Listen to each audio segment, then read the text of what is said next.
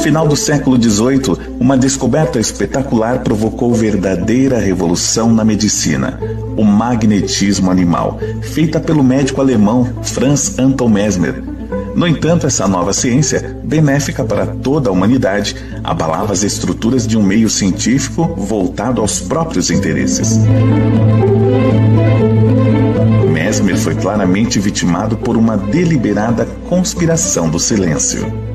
O livro Mesmer, A Ciência Negada do Magnetismo Animal, contém a biografia e íntegra de 3 livros do mais importante reformador da medicina.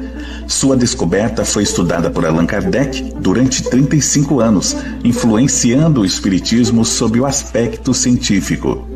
Adquira o livro Mesmer, A Ciência Negada do Magnetismo Animal, do comunicador Paulo Henrique de Figueiredo, em mundomaior.com.br ou pelo telefone operadora 11 4966 5775.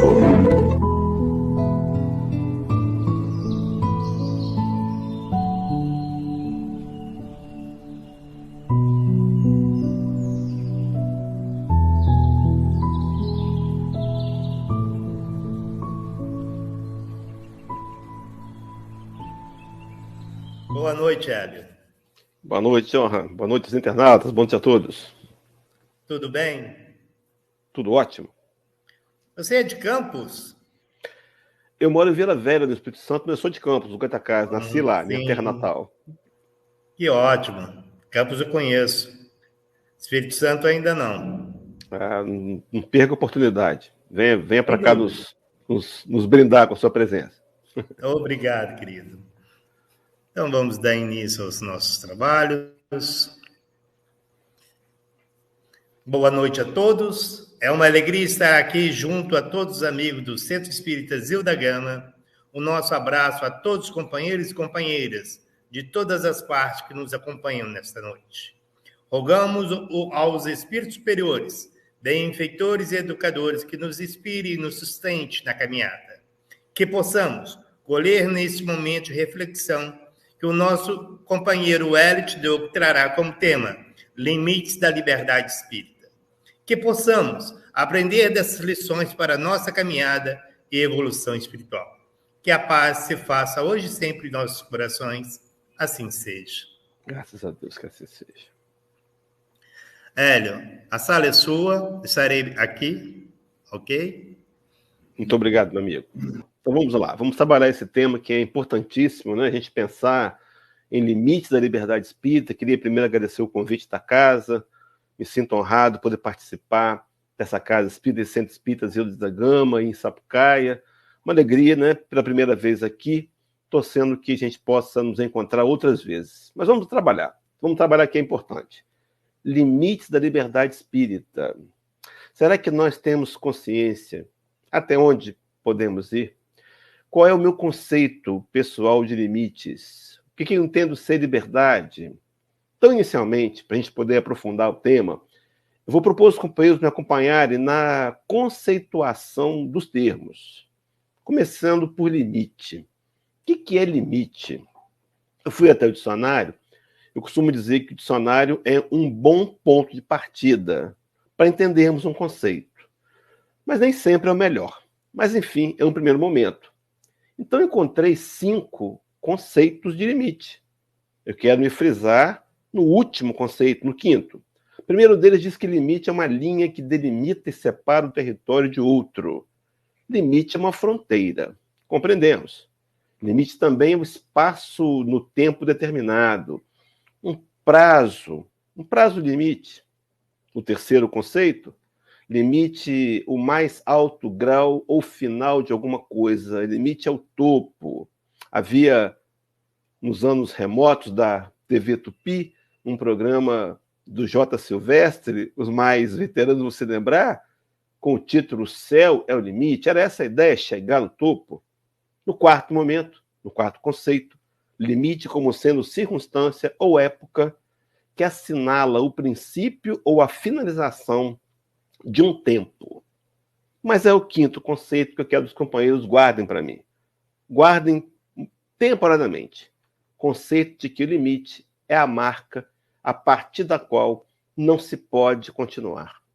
é uma restrição ou uma delimitação. Marca a partir da qual não se pode continuar. Esse é o limite.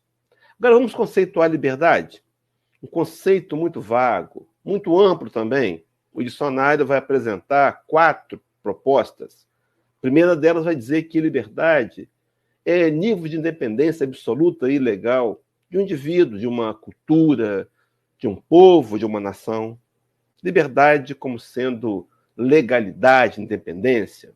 No segundo momento, liberdade como sendo um comportamento que expressa intimidade, familiaridade. Então, aqueles que estão próximos, nós podemos dizer coisas que não diríamos aos outros, porque não estamos familiarizados, não temos liberdade. Terceiro conceito, estado ou particularidade de quem é livre. Mas é no quarto que quero me prender, onde diz que conceito é a alternativa que uma pessoa possui para se expressar da maneira como bem entende, agindo, seguindo a sua consciência. Então, liberdade como sendo um conceito, liberdade como sendo um entendimento pautado, construído em cima de uma consciência. Vou colocar na consciência aqui um asterisco, porque eu quero resgatar no final da palestra, para trabalharmos com mais profundidade essa que é uma questão que muitas vezes deixa dúvidas. Porque o meu conceito pode estar equivocado.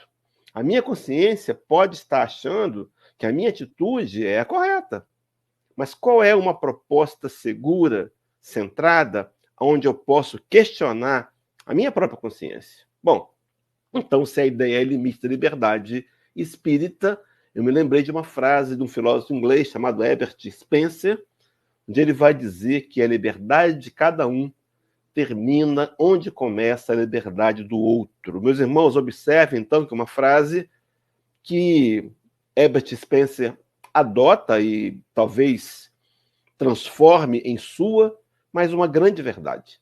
A nossa liberdade, ela termina onde começa a liberdade do outro. Bom, até aqui tudo certo, mas eu quero propor a ideia de pensarmos em limites da liberdade espírita. E quando eu encontro a palavra espírita, quero também conceituá-la pelo dicionário. E vai dizer que espírita é relativo ao espiritismo. Vai dizer que espírita é a pessoa partidária do espiritismo. É o espiritista. Então, o espiritismo, essa doutrina que Emmanuel vai linká-la de maneira muito intensa e conclusiva à proposta do cristianismo. É uma questão do livro Consolador, questão 352, onde Emmanuel responde à pergunta, e a pergunta é: devemos reconhecer no espiritismo o cristianismo redivivo? A gente vai encontrar em vários momentos da literatura de Emmanuel essa afirmativa de ser o espiritismo o resgate do conteúdo, da essência moral dos ensinos de Jesus. Por isso chamado de cristianismo redivivo. Então ele havia morrido como que tínhamos deixado, esquecido os ensinos do Senhor durante um período de mais de 1000 anos, onde nós implantamos pela teologia a Idade Média e esquecemos os ensinos sagrados do amigo da Galileia. Mas a pergunta feita merece resposta, e a resposta que Emmanuel nos dá é: o espiritismo evangélico é o consolador prometido por Jesus. Ele se refere aqui a João, capítulo 14, aquela promessa de Jesus, que não iria nos deixar sós, mas enviaria um outro consolador, e esse consolador seria capaz de nos fazer lembrar de tudo quanto havíamos esquecido nesse período de 1000 anos, e também nos ensinaria coisas novas. Então, segundo Kardec, segundo a proposta de Kardec, capítulo 6 do Evangelho segundo o Espiritismo, item 4, vale a pena ler, um argumento infalível, onde Kardec nos prova ser a doutrina espírita esse consolador prometido por Jesus.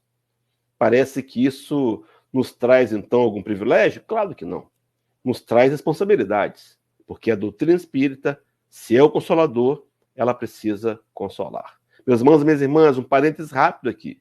A tribuna espírita precisa ser um local de consolo, que esclareça os corações, que motive, que incentive, que traga paz, que harmonize, que leve as pessoas a entender a verdadeira fraternidade por meio da conquista da afetividade. Mas voltemos para a tela. Espiritismo evangélico, consolo prometido por Jesus, que pela voz dos seres redimidos espalham as luzes divinas por toda a terra, estabelecendo a verdade e levantando o véu que cobre o ensinamento da sua afeição de cristianismo redivivo, a fim de que os homens despertem para a era grandiosa da compreensão espiritual com Cristo. Uma proposta de resgatar o ensino de Jesus para que os homens possam compreender a sua natureza espiritual e despertem para essa compreensão. Paulo de Tarso, trabalhando nesse mesmo anseio, que é uma regra geral, onde nós encarnados, vivenciamos o crescimento temporário do passado, precisamos nos posicionar como espíritos. Paulo de Tarso escrevia a carta aos Efésios, capítulo 5, versículo 14, onde ele vai dizer: desperta, ó tu que dormes, levanta-te dentre os mortos, e o Cristo te esclarecerá. Na verdade, meus irmãos, quem vai esclarecer-nos será Jesus. Mas a atitude de despertar, de levantarmos-nos, será uma decisão pessoal, a fim de libertar-nos a consciência, despertar a consciência para a realidade espiritual. O Rabi da Galileia, vou colocar esse texto mais para frente, ele tem um discurso, eu costumo dizer que é o principal discurso. Está lá em Mateus 5, versículo 17, quando ele dizia: arrependei-vos, porque é chegado o reino dos céus. Arrependimento é voltar atrás, começar de novo, refazer, e o faremos por conta da realidade espiritual, porque é chegado o reino dos céus. Seguindo a sequência, para concluir a introdução, fui ao dicionário buscar o que seria o cristianismo, já que o espiritismo é o cristianismo redivivo. Ele vai dizer que cristianismo é religião ou doutrina cristã que propaga a fé em Jesus Cristo, na sua vida e nos seus ensinamentos como Filho de Deus. Eu me lembrei de Jesus Cristo, nessa questão do cristianismo redivivo, nesse link, eu lembrei da questão 625, que eu também costumo dizer, para mim, pelo menos, a principal questão do livro. Kardec indagaria os benfeitores espirituais: qual o tipo mais perfeito que Deus tem oferecido ao homem para lhe servir de guia e modelo? E a resposta, a menor do livro, mas a mais importante: aponta-nos Jesus Cristo como sendo um modelo e guia da humanidade, desafiando-nos a adotá-lo no nosso dia a dia, nas escolhas que fazemos, nos nossos comportamentos, como sendo o nosso exemplo maior.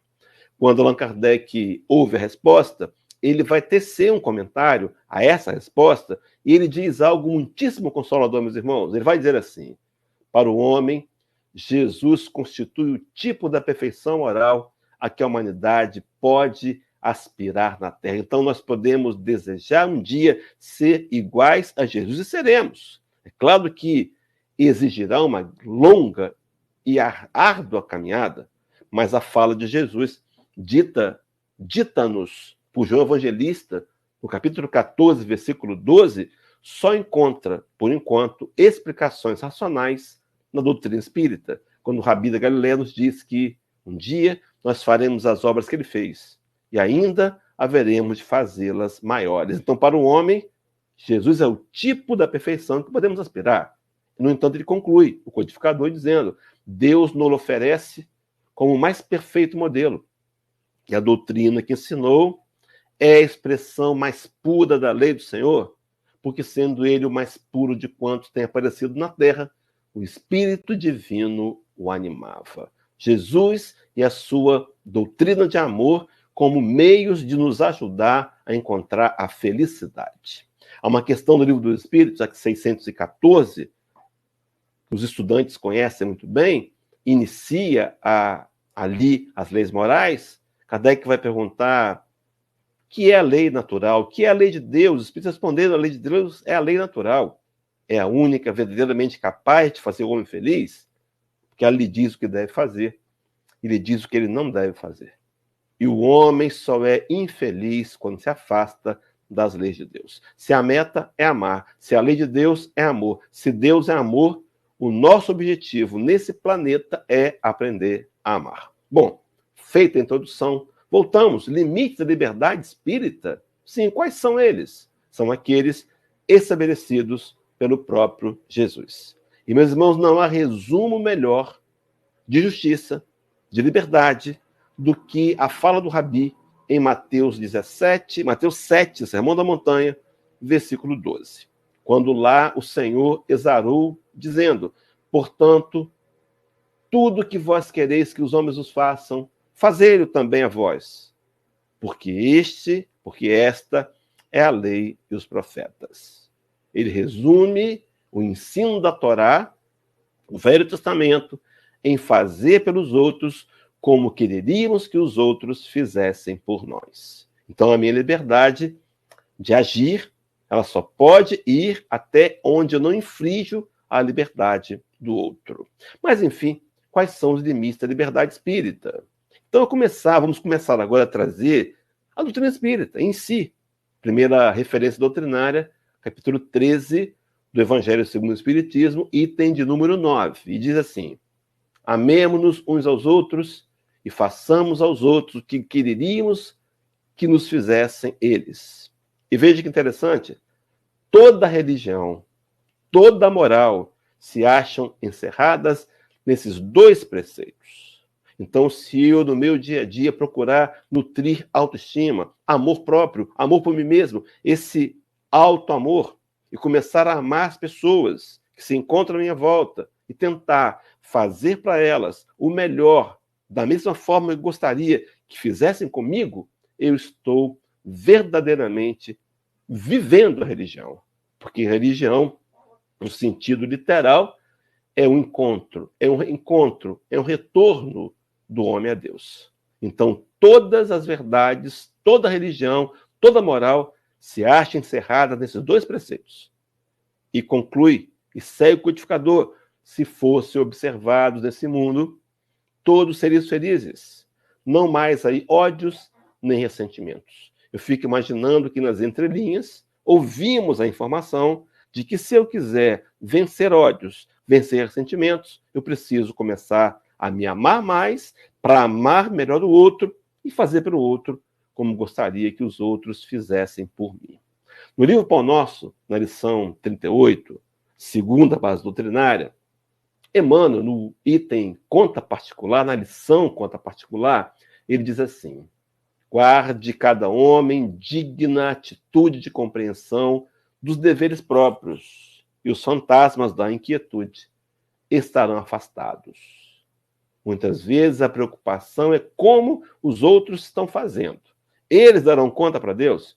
Nós daremos conta de nós mesmos. Cuide cada pessoa do que se lhe refira à conta particular e Emmanuel tais estatísticas.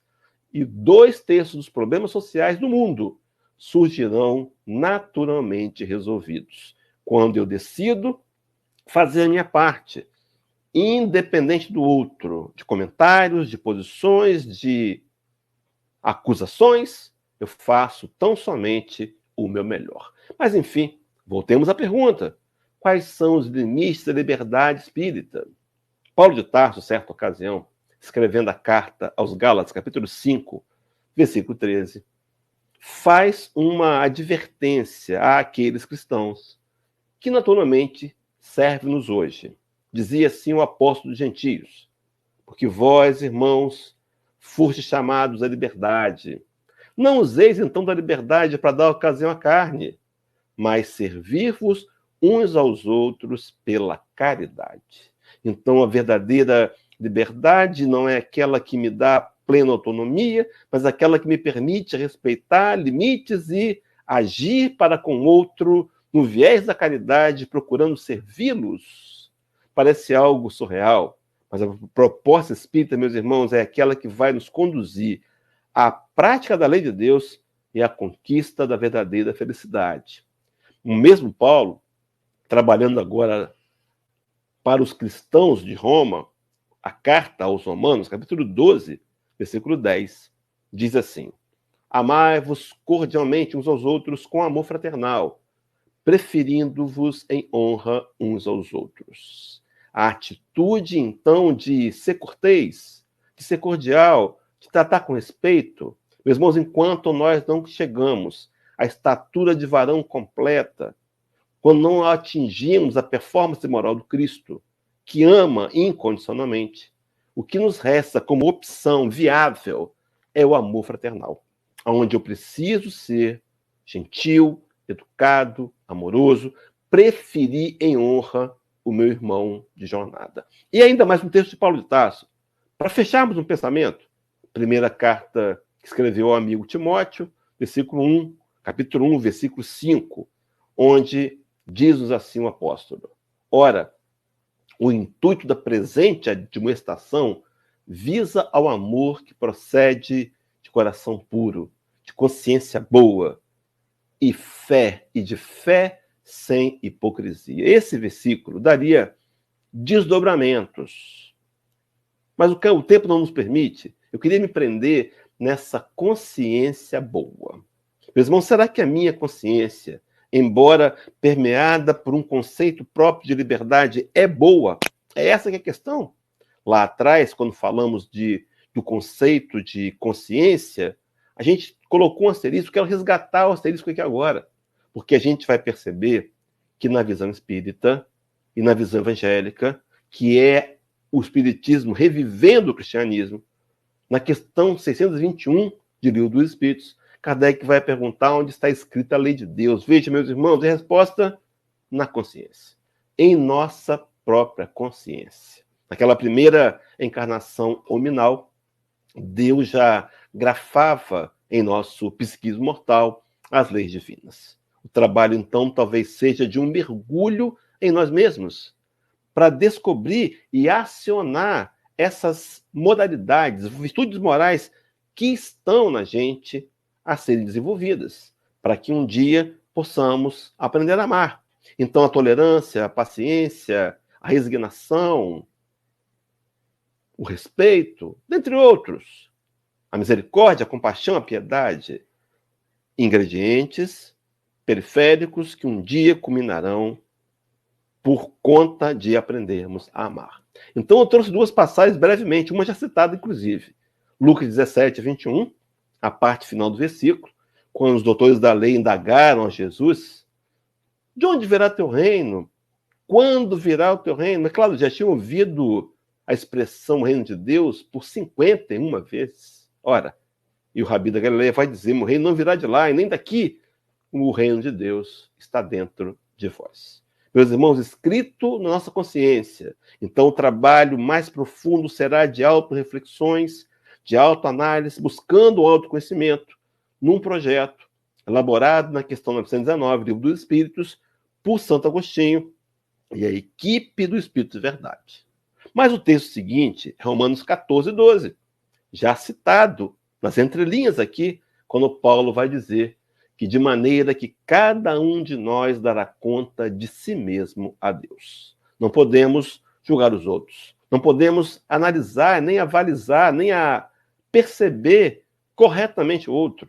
Podemos, sim, fazer um esforço sincero de nos enxergar como somos, reparar em nós mesmos dificuldades morais a serem vencidas e qualidades morais já conquistadas que podem e devem ser intensificadas. Essa é o conceito, esse é a meta. No entanto, o limite da liberdade está na consciência do homem, nessa consciência espírita. Então, nós não temos o direito de trazer para nós próprios conceitos que não sejam espíritas. Temos cometido esse equívoco. Temos nos permitido a conclusões que não são evangélicas e, infelizmente, agido invigilantemente nesse viés. Deixa eu dar um exemplo. Nós ouvimos e aprendemos na estrutura religiosa natural que quando alguém nos ofende, somos nós que temos que... São eles, quando alguém nos ofende, São eles que têm que nos procurar para pedir desculpas e fazer reparações. Parece algo real. Não é. Não é evangélico. Não é algo evangélico. A proposta de Jesus, no grande sermão da montanha, é que quando eu for até o altar, depositar a minha oferta, me lembrar que alguém tem algo contra mim, eu devo deixar a oferta, procurar por aquela pessoa, reconciliar com ele e voltar com o coração mais puro. E aí sim Deus receberá a minha oferta. Então quebra o paradigma. Eu preciso procurar aquele que me ofende para oferecer essa libertação e essa reconciliação. Então a proposta do limite da liberdade espírita é para você e eu, que somos espíritas.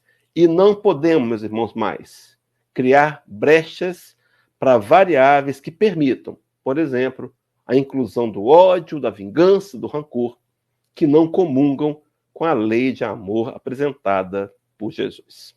Voltando para Emmanuel, no livro Consolador, de novo, ele vai trabalhar na questão 217, e eu fiz um paralelo com o Evangelho segundo o Espiritismo, capítulo 5, item 11. Então, Emmanuel diz assim: qual o modo mais fácil de levar a efeito a vigilância pessoal para evitar a queda em tentações? Olha que pergunta boa, meus irmãos.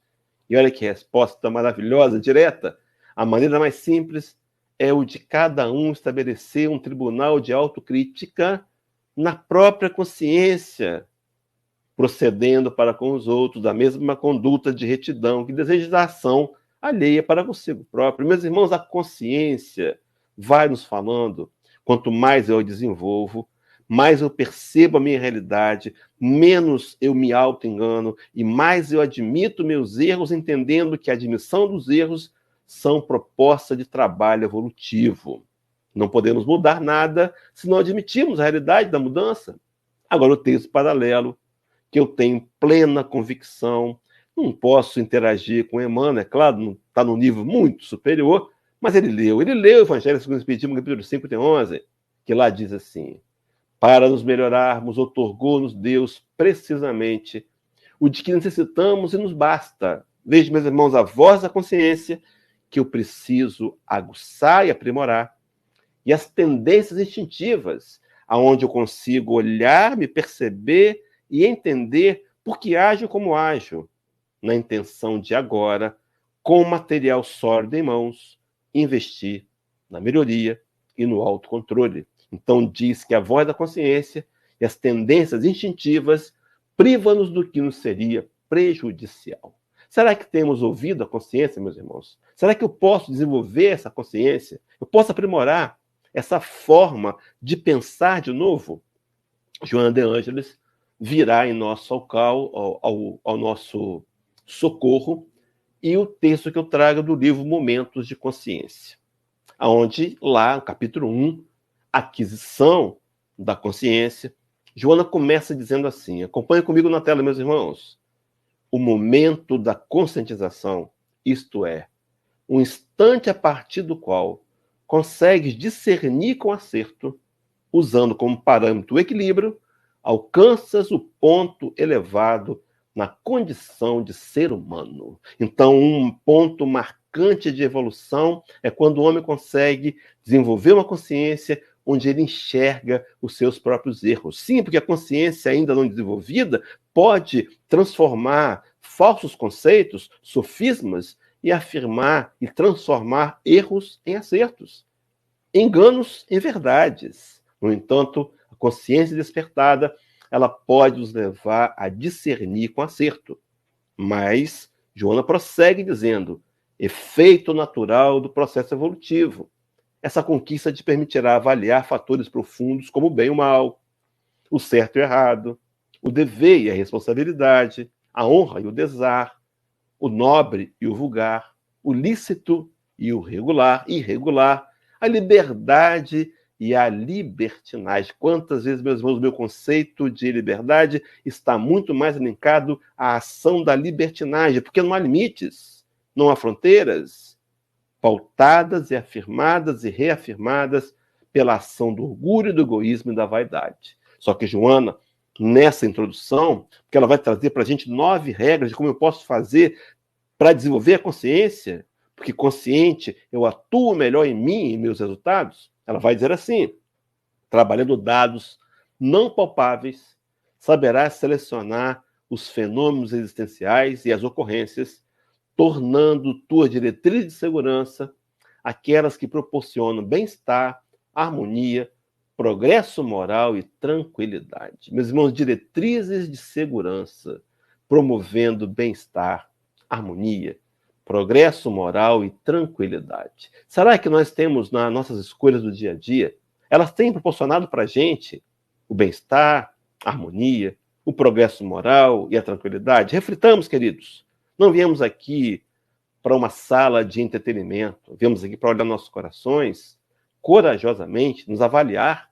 Será que minhas ações promovem para mim o bem-estar, a harmonia, o progresso moral, a tranquilidade? Será que produz para todos os que estão à minha volta? Será que eu tenho sido aquele que, quando chego no ambiente de trabalho, sou recebido com sorriso e com afeições? Ou será que eu tenho agido de tal maneira que as pessoas querem se afastar de mim? Será que a minha atitude produz bem-estar, harmonia, progresso moral e tranquilidade para todos? Pois bem, queridos, feita a reflexão, breve instantes, voltamos ao capítulo 1, aquisição da consciência, do livro Momentos de Consciência, e Joana vai dizer assim: algo extremamente consolador. A consciência pode ser treinada mediante o exercício de valores morais elevados, que objetivam o bem do próximo, por consequência, o próprio bem. Os valores elevados, aonde nós priorizamos o outro, sim, porque se o nosso pior problema se chama orgulho e egoísmo, pensar no outro será o grande antídoto. Por isso Kardec tem afirmado que fora da caridade não há salvação. A ação desinteressada em socorrer o outro é a grande proposta. Inclusive, é a meta da questão 132 do Livro dos Espíritos. Os companheiros estudantes sabem, Kardec perguntou qual o objetivo da encarnação. Primeiro objetivo, trabalhar o aperfeiçoamento moral para chegar à perfeição. E o segundo objetivo, diz o texto, visa ainda outro fim à encarnação, a de pôr o espírito em condições de cumprir com a parte que lhe toca na obra da criação, ou seja, nós somos responsáveis pela nossa evolução moral e responsáveis por ajudar a despertar no outro o conhecimento, a necessidade de se empenharem para também investirem em desenvolvimento moral. Só que Joana completa dizendo: o esforço para adquirir hábitos saudáveis conduz à conscientização dos deveres e às responsabilidades pertinentes da vida. Então, veja, meus irmãos, ela fala de esforço. Queridos e queridas, esqueçam facilidades. Nunca nos foi proposto facilidades. Pelo contrário, o Rabi da Galileia deixou figuras que expressariam dificuldades. Ele fala, por exemplo, que iríamos estar como ovelhas em meio a lobos. Ele diz em Lucas 9, 23, se alguém quer vir após mim, negue-se a si mesmo, tome cada dia sua cruz, ela é a figura, meus irmãos, e vem e siga-me. Por isso que o Espiritismo, a gente comunga dessa ideia. E eu trouxe aqui duas referências rapidamente, porque eu quero trabalhar as 9 regras de como eu posso fazer para despertar minha consciência e atuar melhor no meu próprio processo de evolução moral. Capítulo 17, item 4, quando Kardec vai qualificar o verdadeiro espírita.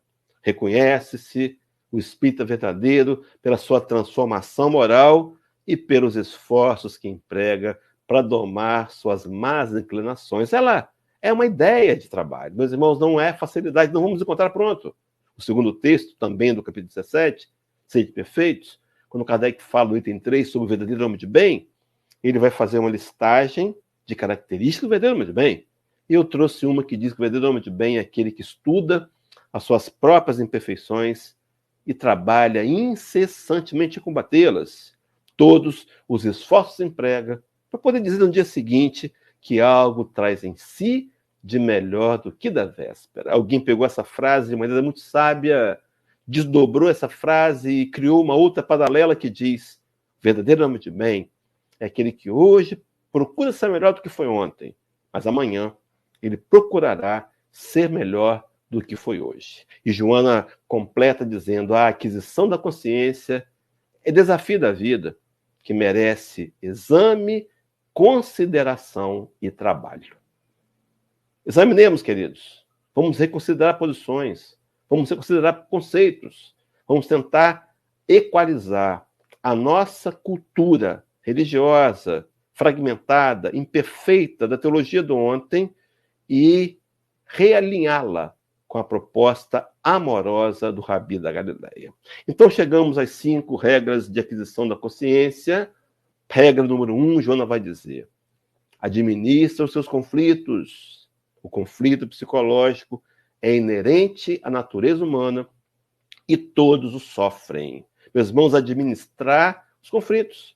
Ora, estamos num plano de provas e expiações, não por acaso, não desembarcamos aqui por acaso, estamos encarnados aqui porque precisamos, espíritos imortais, passar por provas e expiações, nesse processo de transição para o mundo regenerado, mas todos nós sofremos. Então não exagere na dor, não transforme a dor em sofrimento, não procure desenvolver autopiedade, mas trabalhe, administre seus conflitos. É a primeira regra para despertar a consciência, porque muitas vezes a lamentação, a lamúria nos afastam do trabalho sério e necessário pelo qual encarnamos aqui, que é o desenvolvimento de virtudes morais.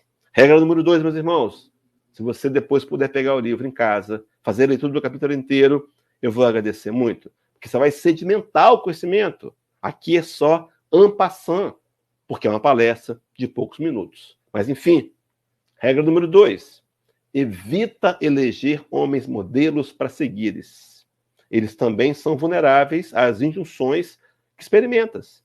E, às vezes, comprometem-se, o que, de maneira alguma, deve constituir desestímulo.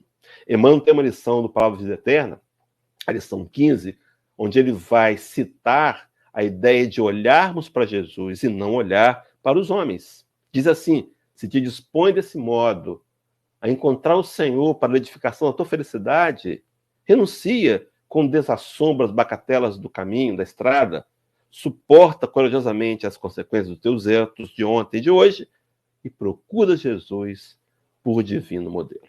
Meus irmãos, nossa referência de amor precisa ser Jesus. João Evangelista, exilado, escrevendo uma carta para a igreja da Ásia Menor, a primeira carta que ele escreve, de 3 cartas, ele, capítulo 1, versículo 7, ele vai dizer: nós amamos, porque ele, Jesus, nos amou primeiro. Nossa referência de amor precisa ser Jesus. E ela conclui, Joana, um espírito amigo. Regra 2, não ouvides que há muita diferença, aqui a fala é de Emmanuel, entre seguir o Cristo e seguir os cristãos. Segunda regra, para despertar a consciência, adquirir consciência plena, será nos inspirar em Jesus. Terceira regra de 9, meus irmãos: concede-te maior dose de confiança nos seus valores, honrando-te com esforço para melhorar sempre e sem desânimo. Sem desânimo. Certa ocasião, história rápida, porque o tempo tem que ser rápido. Chico Xavier, no início do seu ministério, em Pedro Leopoldo, estava sentado na sua sala, num sofá, daqueles antigos, baixos, de couro, daquele vulcoro, não sei a cor, mas imagino, podia ser verde claro, sentado ali, cabisbaixo. Triste. Por conta de quê? Aqueles dias, nossos irmãos católicos, muito bem intencionados, iam até a porta da casa de Chico Xavier cantarem ladainhas a fim de exorcizarem Chico Xavier. E Chico sorria, recebia, mas ficava chateado. E um dia, desanimado, sentado no sofá, cabeça baixa, porque Chico também se desanimava, ele não ficava desanimado, se desanimava de vez em quando. Então, Emmanuel se aproximou dele, perguntou o que houve, Chico explicou, ele disse, Chico deu um conselho, e Emmanuel deu o conselho para Chico, que é para você e para mim, meus irmãos: silencia e trabalha. Não desanimemos por questão alguma. Somos seres imperfeitos, numa caminhada em direção à perfeição moral, é questão 115, e imperfeições fazem parte da vida. Cometer erros fazem parte da vida. Não é porque cometemos erros que não podemos corrigi-los e cometer acertos. E diz Joana, se erras, repete a ação. Se acertas, segue adiante. Quarta regra de 9, meus irmãos, rapidamente. Não te evadas ao enfrentamento de problemas usando expedientes falsos, comprometedores, que te surpreenderão mais tarde com dependências infelizes. As chamadas fugas comportamentais. Para o jogo, para a bebida, para os vícios, para o sexo, para a compra, que mais tarde, inevitavelmente, se mostrarão ineficientes e nos levarão a frustrações. Então admite, enfrenta os problemas, enfrenta com coragem. É a regra número 5, que faz sequência, reage à depressão, trabalhando sem autopiedade nem acomodação preguiçosa. Há uma mensagem no capítulo 5 do Evangelho segundo o Espiritismo, assinada pelo Espírito François de Geneve, capítulo item 25, quando ele trabalha a melancolia, você conhece esse texto? Era o termo da época para a depressão. Então, o convite era a entender que a dificuldade da vida podem gerar 2 processos. Um desânimo, uma fraqueza ou uma necessidade imperiosa de mudança. Nesse texto, quando François de Geneve vai citá-lo, ele vai dizer que diante da dificuldade da vida, dos desafios, desse degredo de provação em que estamos, diz assim François de Geneve, afrontai-os resolutos. Mesmo a depressão é uma doença séria. Ela pode levar-nos ao suicídio. 90% dos suicidas vivenciaram uma crise de depressão antes do episódio funesto que os levou, que os ceifou a vida por escolha própria. Depressão não pode ser visto como uma doença qualquer. Busque ajuda na casa espírita, no atendimento fraterno, na medicina, entre psicólogos e profissionais de saúde mental, mas não se permita. Seja forte, enfrenta, porque se nós nos acomodarmos, a doença parece que toma conta e cada vez mais nos invade e tira-nos as forças. Sexta regra de conduta de 9. Tenha em mente que os teus não são os piores problemas. Eles pesam o volume que lhes emprestas. Quantas vezes, meus irmãos, nós exageramos, hiperdimensionamos, nos sentimos vítimas e acreditamos ser os maiores sofredores da face da terra. Basta olhar à nossa volta, entendendo que Deus nos dá exatamente o fardo que podemos levar. É uma das falas mais consoladoras da doutrina espírita, quiçá a mais consoladora. Ela sai dos lábios de Santo Agostinho, numa comunicação do Evangelho segundo o Espiritismo, no capítulo 14, item 9, onde está dito que Deus não dá prova superior às forças daquele que a pede, só dá as que podem ser cumpridas. Então, por piores os problemas, cuida da tua mente. Sétima regra para desenvolver a consciência, para que adquiri-la plena. Liberta-te da queixa pessimista e medita mais nas fórmulas para preservar, para perseverar e produzir. Por isso que Jesus, no sermão profético, o último grande sermão, capítulo 24 de Mateus, versículo 13, 12 e 13. O 13 no 12 dizia assim: e por se multiplicar a iniquidade, o amor de muitos se esfriará, levando-nos a refletir a quantas anda o nosso amor por Jesus. E no versículo seguinte diz assim: mas aquele que perseverar até o fim, esse será salvo. Regra 8 de 9, nunca cedas espaço à hora vazia, que se preenche de tédio, mal-estar ou perturbação. O que faças, faz o bem com dedicação. Essa hora vazia é uma expressão da Joana. O que temos feito, meus irmãos, naquela hora que os compromissos já foram cumpridos? Em que eu me distraio? Como eu ocupo essa hora? Em benefício dos outros? Numa leitura edificante? Numa palestra? Enfim, regra número 9, conclusiva, Diz Joana, lembra-te de que és humano e o processo de conscientização é lento, que adquirirá segurança e lucidez através da ação contínua. Não queiramos, porque é uma tendência, nos transformar em seres extremamente melhores de uma hora para outra. A natureza não dá saltos. Quando, por exemplo, estabeleço metas além das possíveis e não consigo alcançá-las naturalmente, o resultado costuma ser frustração. E depois da frustração, é muito comum abandonarmos o projeto. Então, eu proponho fazer em 2024, daqui a 5 meses e meio, eu vou ler toda a obra de Emmanuel. Ora, não vamos conseguir. O que acontece? Que eu posso dizer, então nunca mais vou ler Emmanuel. Cuidado com esses projetos mirabolantes. Faça, sim, do seu dia, escolhas no seu dia, escolhas que possam ser cumpridas e que vão te levar gradualmente ao aprimoramento. Allan Kardec tem um comentário na introdução do Livro dos Espíritos, item de número 8, onde ele vai dizer que é indispensável imprimir o estudo espírita a continuidade, a regularidade e o recolhimento. Resultados virão com o tempo.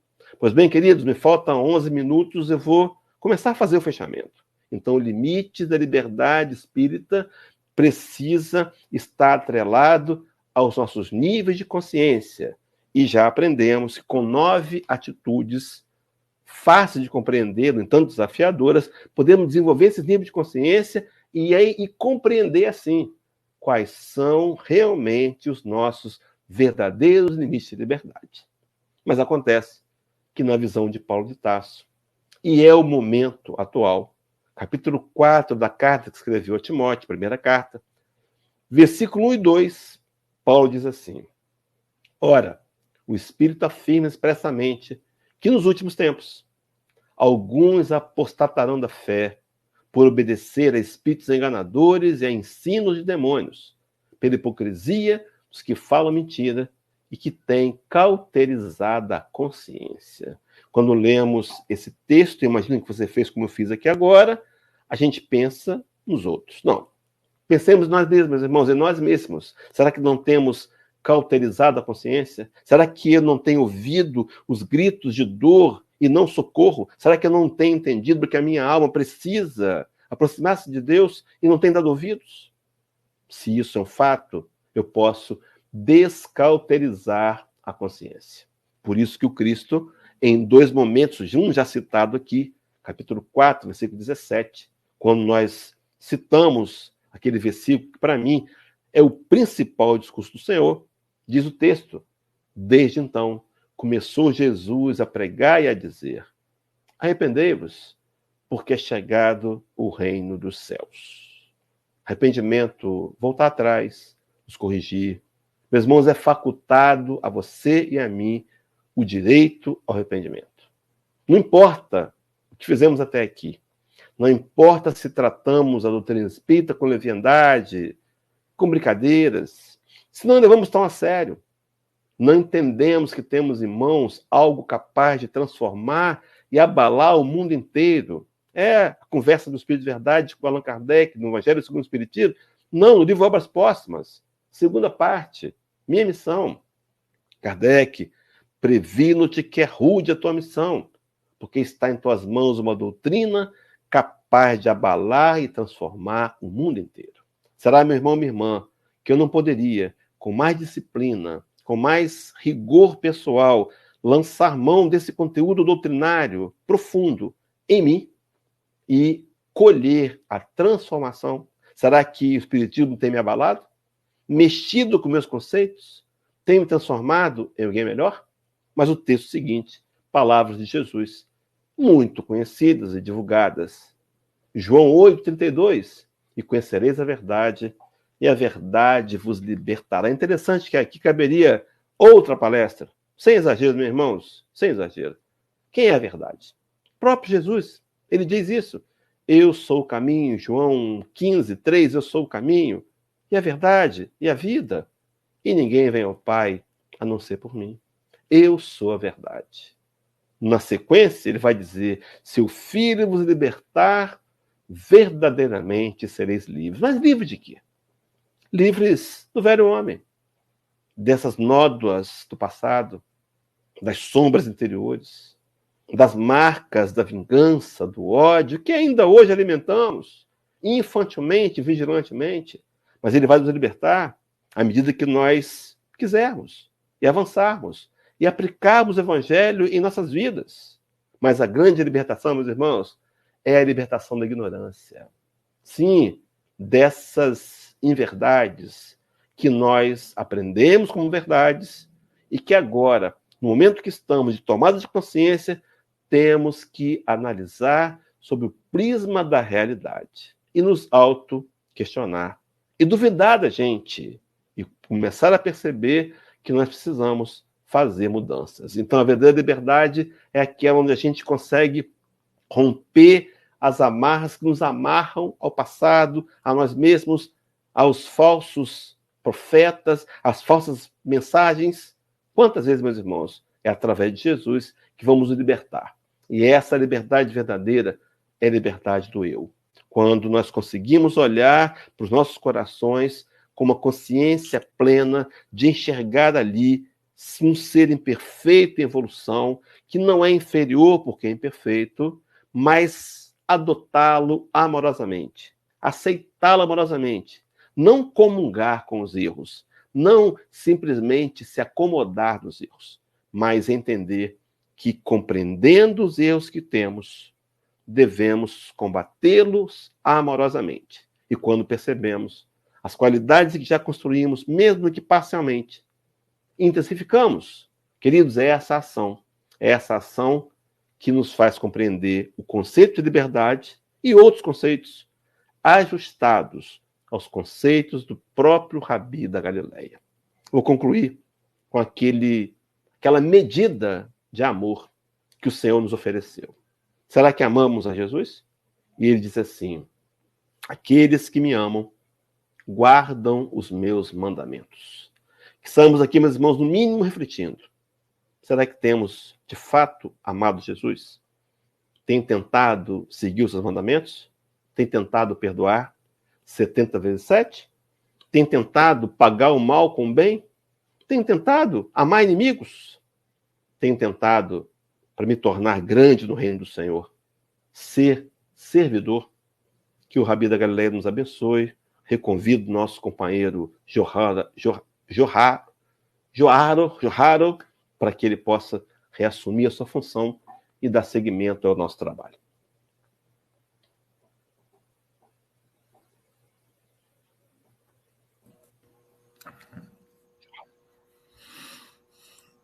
É Johano mesmo? Tem som R? Muito bom estar com você, Hélio, nesses momentos que aqui passamos. Agradecemos do fundo do coração esse trabalho que você trouxe para nós. E assim, convido a todos a fechar os olhos, abrir o coração e agradecermos.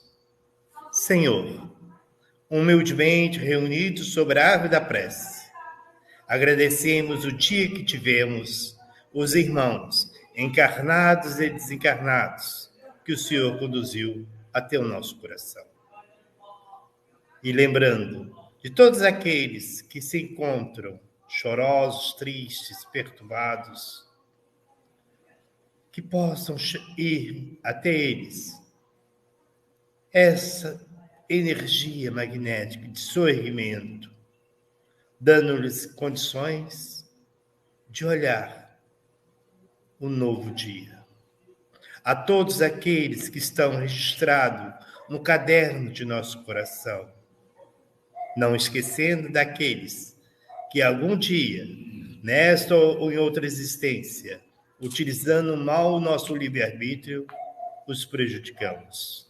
Que possa chegar a eles o nosso abraço fraterno de paz, amor e justiça.